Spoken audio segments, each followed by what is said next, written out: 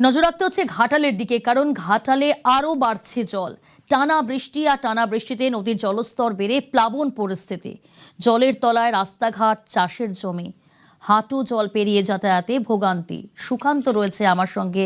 সুকান্ত, আমরা যোগাযোগ করার চেষ্টা করছি, তবে তার আগে আরো একবার যে ছবিটা আপনাদের দেখাচ্ছি, ঘাটালে আরো বাড়ছে জল। টানা বৃষ্টিতে নদীর জলস্তর বেড়েই প্লাবন পরিস্থিতি। ঘাটালের একাধিক এলাকা, বলা যেতে পারে ঘাটাল জুড়েই এই জলমগ্ন পরিস্থিতি। জলের তলায় রাস্তাঘাট, চাষের জমি, হাঁটু জল পেরিয়েই যাতায়াতে ভোগান্তি। আর অনেক জায়গায় জল পেরোতে ভরসা ডিঙি, নৌকা।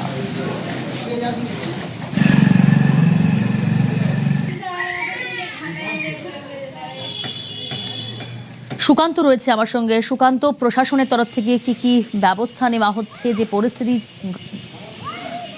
প্রশাসনের পক্ষ থেকে সম্পূর্ণভাবে নজরদারি চালানো হচ্ছে, কিন্তু যেটা জানা যাচ্ছে, প্রশাসন জানাচ্ছে যে ভয়ের কোনো কারণ নেই, কারণ বৃষ্টি বন্ধ হয়েছে এবং জলাধার থেকে সেভাবে আর জল ছাড়া হচ্ছে না। তাই যেটুকু জল বেড়েছে আর জল বাড়ার কোনো সম্ভাবনা নেই বলে প্রশাসন জানিয়ে দিচ্ছে।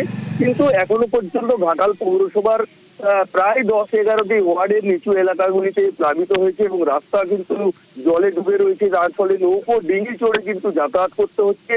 বিস্তীর্ণ এলাকার কৃষি জমি কিন্তু ডুবে রয়েছে। শুধু ঘাটাল শহর নয়, ঘাটাল ব্লকের গ্রামীণ বিস্তীর্ণ এলাকায় কিন্তু জল রয়েছে। এখনো জল বাড়ছে, তবে আর বেশি জল বাড়বে না, এটা প্রশাসনের সূত্র থেকে জানানো হচ্ছে। বেশ,